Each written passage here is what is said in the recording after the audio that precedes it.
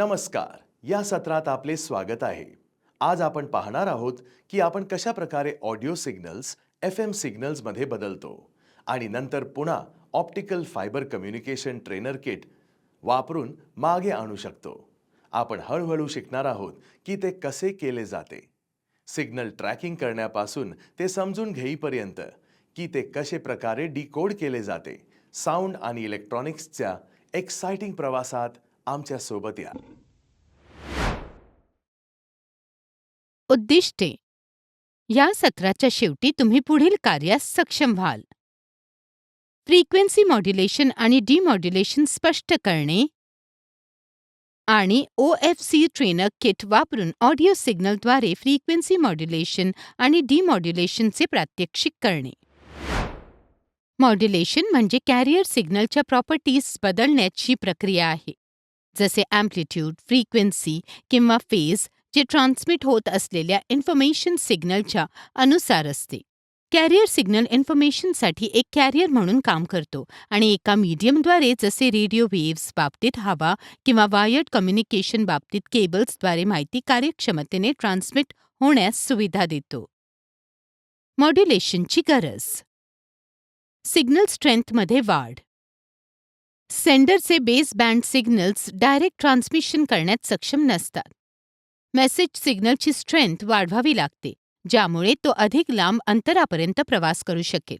येथे मॉड्युलेशन भूमिका बजावते. Wireless communication system. Modulation communication सिस्टम्समधील वायर्सची गरज काढून टाकते. याचे कारण ही वस्तुस्थिती आहे की एका लोकेशनकडून दुसऱ्या लोकेशनकडे अधिक फास्ट रेटने सिग्नल्स ट्रान्समिट करण्यामध्ये मॉड्युलेशन विस्तृत प्रमाणात वापरले जाते. अँटिनाची साईज. 20 हर्ट्झ ते 20 किलोहर्ट्झ फ्रिक्वेन्सी रेंज मधील सिग्नल्स फक्त एका छोट्या अंतरापर्यंत प्रवास करू शकतात. मेसेज सिग्नल पाठवण्यासाठी वापरल्या जाणाऱ्या अँटिनाची लांबी वापरलेल्या फ्रिक्वेन्सीच्या 1/4 असली पाहिजे. परिणामी, मेसेज सिग्नलची फ्रिक्वेन्सी वाढवण्यासाठी आणि त्याची स्ट्रेंथ वाढवण्यासाठी मॉड्युलेशन आवश्यक असते, ज्यामुळे तो रिसिव्हरपर्यंत पोहोचू शकेल. मॉड्युलेशनचे वेगवेगळे प्रकार. अँप्लिट्यूड मॉड्युलेशन, फ्रिक्वेन्सी मॉड्युलेशन आणि phase modulation. Frequency modulation. Modulation जेथे बेस सिग्नलची फ्रिक्वेन्सी वेगळी फ्रिक्वेन्सी असलेल्या कॅरियर सिग्नलसह सुपर इम्पोजिंग करून बदलली जाते, त्याला फ्रिक्वेन्सी मॉड्युलेशन म्हणतात. आपण ऑप्टिक फायबर कम्युनिकेशन किटचा प्रत्येक ब्लॉक पाहूया. Function generator. किटमधील हा ब्लॉक वेगवेगळ्या फ्रिक्वेन्सी आणि वेव्ह फॉर्म्स जसे साइन, स्क्वेअर इत्यादी जनरेट करतो. फ्रिक्वेन्सी मॉड्युलेशन किंवा VCO. हे टेक्निक त्याच्या फ्रिक्वेन्सीमध्ये बदल करून कॅरियर सिग्नलवर इन्फॉर्मेशन एन्कोड करते, जे ट्रान्समिट केल्या जाणाऱ्या डेटावर आधारित फंक्शन जनरेटरच्या सिग्नलच्या फ्रिक्वेन्सीमध्ये बदल करते. Emitter circuits. ही सर्किट्स FM युनिटद्वारे बहुधा मॉड्युलेटेड केलेला इलेक्ट्रिकल सिग्नल घेतात आणि तो लाईट सिग्नलमध्ये रूपांतरित करतात. नंतर हा लाईट सिग्नल फायबर ऑप्टिक केबलवर लॉन्च केला जातो. Detector circuits. जेव्हा लाईट सिग्नल फायबर ऑप्टिक केबलच्या दुसऱ्या टोकाला पोहोचतो, तेव्हा ही सर्किट्स तो पुन्हा इलेक्ट्रिकल सिग्नल्समध्ये रूपांतरित करतो. Comparator circuit.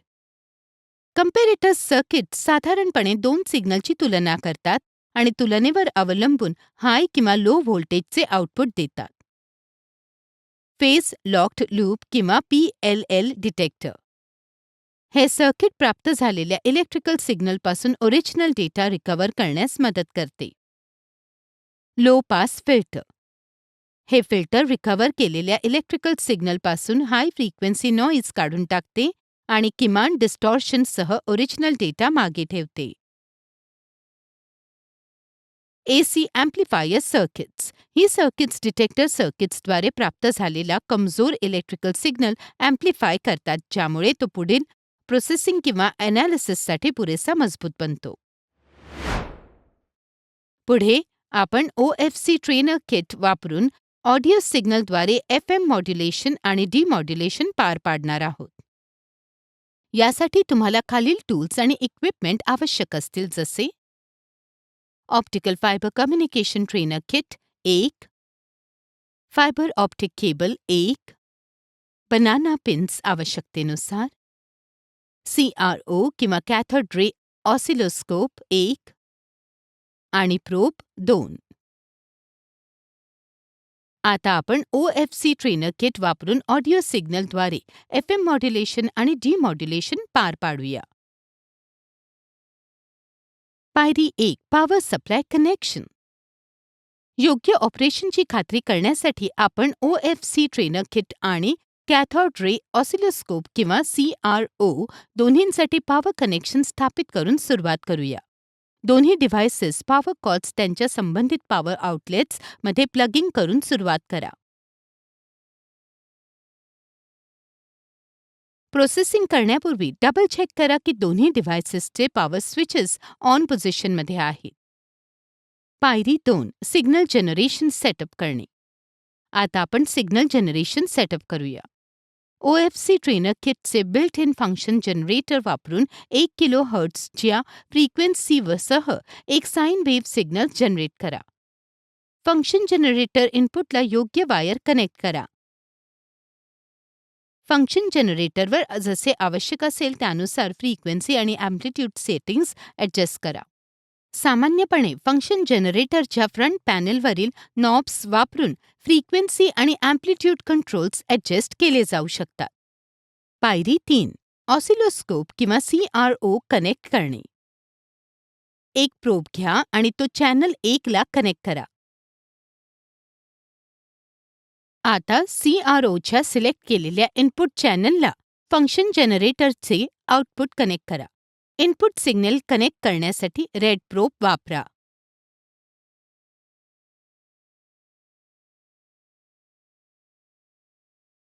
आणि ब्लॅक प्रोब कॉमन ग्राउंडशी कनेक्ट करा.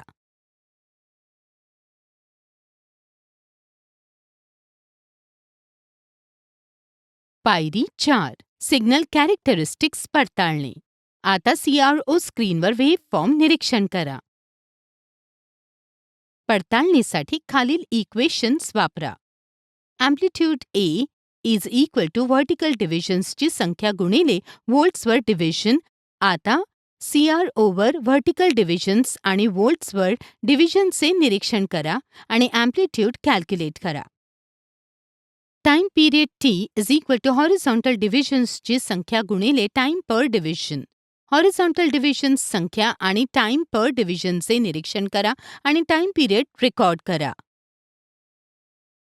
आता टाइम पिरियडचे निरीक्षण करून फ्रिक्वेन्सी कॅल्क्युलेट करा. फ्रिक्वेन्सी किंवा F इज इक्वल टू 1 भागिले टाइम पिरियड किंवा Tची संख्या. पायरी 5. फ्रिक्वेन्सी मॉड्युलेशन FM पार पाडणे. आता फ्रिक्वेन्सी मॉड्युलेटर ब्लॉकच्या व्होल्टेज कंट्रोल ऑसिलेटरच्या इनपुटला फंक्शन जनरेटर आउटपुट कनेक्ट करा. फ्रिक्वेन्सी मॉड्युलेटरचे सिग्नल आउटपुट CROवर सिलेक्ट केलेल्या चॅनलशी कनेक्ट करा. यासाठी दुसरे प्रोब वापरा आणि ते चॅनल 2 ला कनेक्ट करा. रेड प्रोब आउटपुटशी कनेक्ट करा आणि ब्लॅक प्रोब ग्राउंडशी कनेक्ट करा.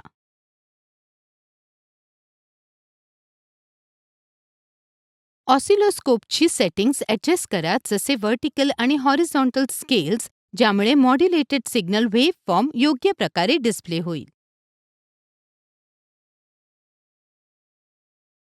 तसेच टाइम डिव्हिजन्स आणि व्होल्ट्स किंवा संबंधित चॅनलचे डिव्हिजन्स ॲडजस्ट करा. तुम्ही आता ऑसिलोस्कोप स्क्रीनवर मॉड्युलेटेड सिग्नलचे निरीक्षण करू शकाल, जे फ्रिक्वेन्सी मॉड्युलेटरद्वारे जनरेट केलेले फ्रिक्वेन्सी मॉड्युलेटेड आउटपुटचे प्रतिनिधित्व करते. पायरी 6. ट्रान्समिशनची तयारी करणे. आता फ्रिक्वेन्सी मॉड्युलेटरचे आउटपुट ॲमिटर सर्किटच्या इनपुटशी कनेक्ट करा. ॲमिटर सर्किटच्या इनपुट पोर्टशी हे आउटपुट पोर्ट कनेक्ट करण्यासाठी योग्य केबल वापरा.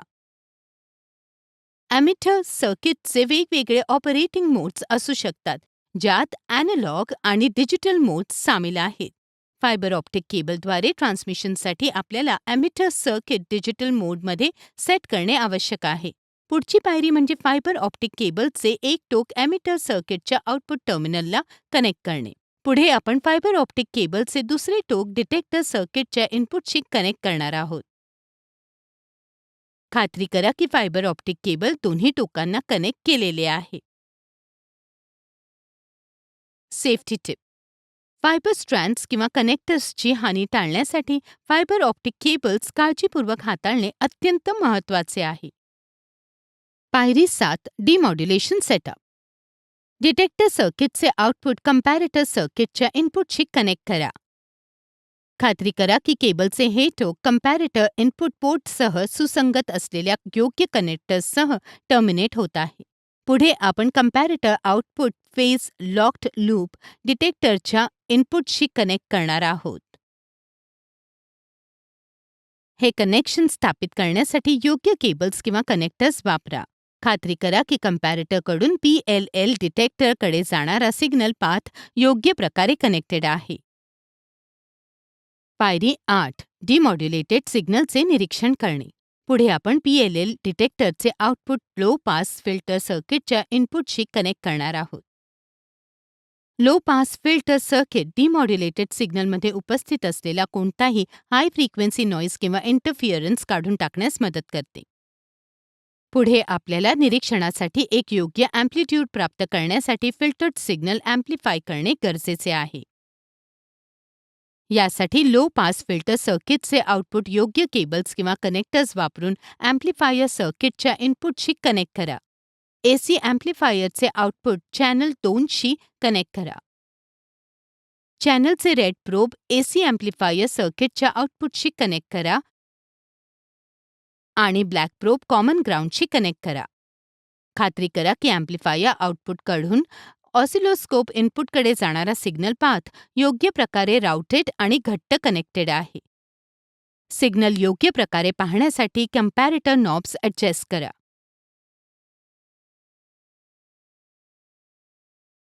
तसेच टाइम डिव्हिजन नॉब ॲडजस्ट करा म्हणजे खात्री होईल की वेव्ह फॉर्म योग्य टायमिंग आणि रेझोल्युशनसह डिस्प्ले होत आहे, ज्यामुळे त्याचे कॅरेक्टरिस्टिक्स आणि फीचर्स ॲनलाइज करणे अधिक सोपे बनेल. आउटपुट सिग्नलची पडताळणी करा जो अँप्लिफायर सर्किटमधून घेतलेला आहे आणि इनपुट सिग्नल देखील तोच आहे. येथे आपण या सत्राच्या समाप्तीला पोहोचत आहोत.